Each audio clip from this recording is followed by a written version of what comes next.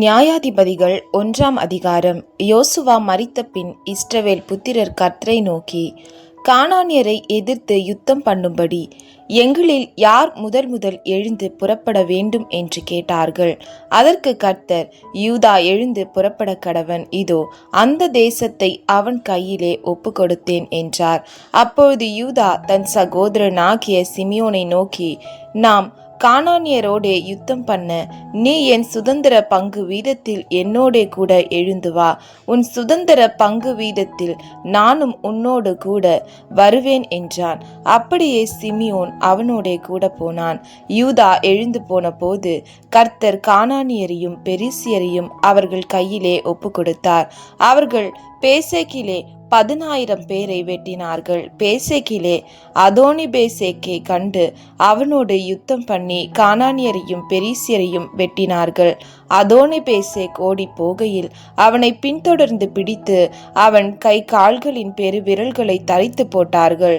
அப்பொழுது அதோனி பேசேக் 70 ராஜாக்கள் கைகளின் பெரு விரல்கள் தரிக்கப்பட்டவர்களாய் என் மேஜையின் கீழ் விழுந்ததை பொறுக்கி தின்றார்கள். நான் எப்படி செய்தேனோ அப்படியே தேவன் எனக்கும் செய்து சரி கட்டினார் என்றான். அவனை எருசலேமுக்கு கொண்டு போனார்கள். அங்கே அவன் செத்து போனான். யூதாவின் புத்திரர் எருசலேமின் மேல் யுத்தம் பண்ணி அதை பிடித்து அதில் உள்ளவர்களை பட்டய கருக்கினால் வெட்டி பட்டணத்தை அக்கினிக்கு இரையாக்கி விட்டார்கள். பின்பு யூதாவின் புத்திரர் மலை தேசத்திலேயும் தெற்கேயும் பள்ளத்தாக்குகளேயும் குடியிருக்கிற கானானியரோடு யுத்தம் பண்ண புறப்பட்டு போனார்கள். அப்படியே யூதா கோத்திரத்தார் எபிரோனிலே குடியிருக்கிற கானானியருக்கு விரோதமாய் போய் சேசாய், அகிமான், தல்மாய் என்பவர்களை வெட்டி போட்டார்கள். முற்காலத்தில் அந்த எபிரோனுக்கு கீரியாத் அர்பா என்று பேர். அங்கே இருந்து தெபீரின் குடிகளுக்கு விரோதமாக போனார்கள். முற்காலத்தில் தெபீருக்கு கீரியாத் செப்பேர் என்று பேர். அப்பொழுது காலேப் கீரியாத் செப்பேரை சங்காரம் பண்ணி, பிடிக்கிறவனுக்கு என் குமாரத்தியாகிய அக்சாளை விவாகம் பண்ணி கொடுப்பேன் என்றான். அப்பொழுது காலேபுடைய தம்பியாகிய கேனாசின் குமாரன் ஒத்னியேல் அதை பிடித்தான். ஆகையால் தன் குமாரத்தியாகிய அக்சாளை அவனுக்கு விவாகம் பண்ணி கொடுத்தான்.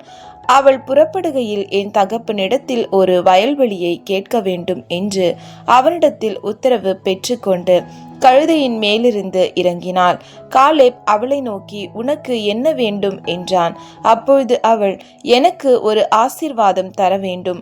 வறட்சியான நிலத்தை எனக்கு தந்தீர், நீர்ப்பாய்ச்சலான நிலங்களையும் எனக்கு தர வேண்டும் என்றார். அப்பொழுது காலேப் மேற்புறத்திலும் கீழ்ப்புறத்திலும் அவளுக்கு நீர்ப்பாய்ச்சலான நிலங்களை கொடுத்தான்.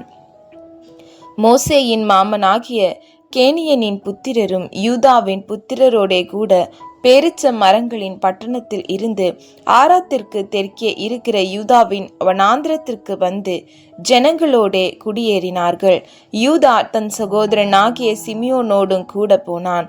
அவர்கள் சேப்பாத்தில் குடியிருக்கிற கானானியரை முறியடித்து அதை சங்காரம் பண்ணி அந்த பட்டணத்திற்கு ஒருமா என்று பெயரிட்டார்கள். யூதா காசாவையும் அதன் எல்லையும், அஸ்கலோனையும் அதன் எல்லையும், எக்ரோனையும் அதன் எல்லையும் பிடித்தான். கர்த்தர் யூதாவோடே கூட இருந்ததினால் மலை தேசத்தாரை துரத்தி விட்டார்கள். பள்ளத்தாக்கின் குடிகளுக்கு இரும்பு ரதங்கள் இருந்தபடியினால் அவர்களை துரத்தக்கூடாமற் போயிற்று. மோசே சொன்னபடியே எபிரோனை காலேபுக்கு கொடுத்தார்கள். அவன் அதிலிருந்த ஏனாக்கின் 3 குமாரரையும் துரத்தி விட்டான். பென்யமின் புத்திரர் எருசலேமிலே குடியிருந்த எபூசியரையும் துரத்தி விடவில்லை. ஆகையால் எபூசியர் இந்நாள் மட்டும் பென்யமின் புத்திரரோடே கூட எருசலேமில் குடியிருக்கிறார்கள். யோசேப்பின் குடும்பத்தாரும் பெத்தேலுக்கு விரோதமாய் போனார்கள். கர்த்தர் அவர்களோட கூட இருந்தார். யோசேப்பின் புத்திரர் பெத்தேலை வேவு பார்க்க ஆட்களை அனுப்பினார்கள். முன்னே அந்த பட்டணத்திற்கு லூஸ் என்று பேர். அந்த வேவுக்காரர் பட்டணத்தில் இருந்து புறப்பட்டு வருகிற ஒரு மனுஷனை கண்டு, பட்டணத்திற்குள் பிரவேசிக்கும் வழியை எங்களுக்கு காண்பி, உனக்கு தயை செய்வோம் என்றார்கள்.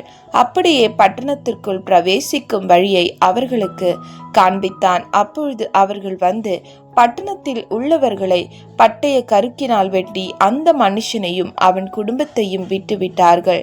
அப்பொழுது அந்த மனுஷன் ஏத்தியரின் தேசத்திற்கு போய் ஒரு பட்டணத்தை கட்டி அதற்கு லூஸ் என்று பெயரிட்டான். அதுதான் இந்நாள் மட்டும் அதன் பேர். மனாசே கோத்திரத்தார் பெத்சேயான் பட்டணத்தாரையும் அதற்கு அடுத்த ஊர்களின் மனுஷரையும், தானாக் பட்டணத்தாரையும் அதற்கு அடுத்த ஊர்களின் மனுஷரையும், தோரின் குடிகளையும் அதற்கு அடுத்த ஊர்களின் மனுஷரையும், இப்ளேயாம் பட்டணத்தாரையும் அதற்கு அடுத்த ஊர்களின் மனுஷரையும், மெகிதோவின் குடிகளையும் அதற்கு அடுத்த ஊர்களின் மனுஷரையும் துரத்திவிடவில்லை. கானானியர் அந்த தேசத்திலே தானே குடியிருக்க வேண்டும் என்று இருந்தார்கள். இஸ்ரவேலர் பலத்த போது கானானியரை முற்றிலும் துரத்தி விடாமல் பகுதி கட்ட பண்ணினார்கள். எப்ராஹிம் கோத்திரத்தார் கேசேரிலே குடியிருந்த கானானியரையும் துரத்திவிடவில்லை. ஆகையால் கானானியர் கேசேரில் அவர்கள் நடுவே குடியிருந்தார்கள். செபுலோன் கோத்திரத்தார் கித்ரோனின் குடிகளையும் நாகலோனின் குடிகளையும் துரத்திவிடவில்லை.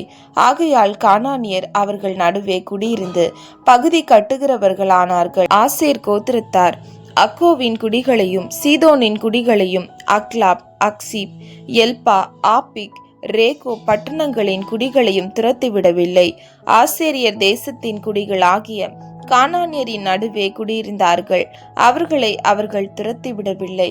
நப்தலி கோத்திரத்தார் பெத்சிமேத்தின் குடிகளையும் பெத்தானாத்தின் குடிகளையும் துரத்திவிடாமல் தேசத்தின் குடிகள் ஆகிய கானானியரின் நடுவே குடியிருந்தார்கள். பெத்சிமேஸ், பெத்தானாத் பட்டணங்களின் குடிகள் அவர்களுக்கு பகுதி கட்டுகிறவர்கள் ஆனார்கள்.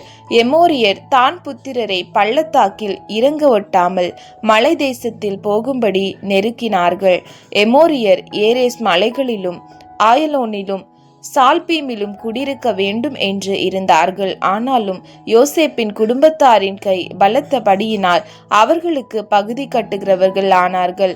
எமோரியரின் எல்லை அக்கராபீமுக்கு போகிற மேடு தொடங்கி அதற்கு அப்புறம் போயிற்று.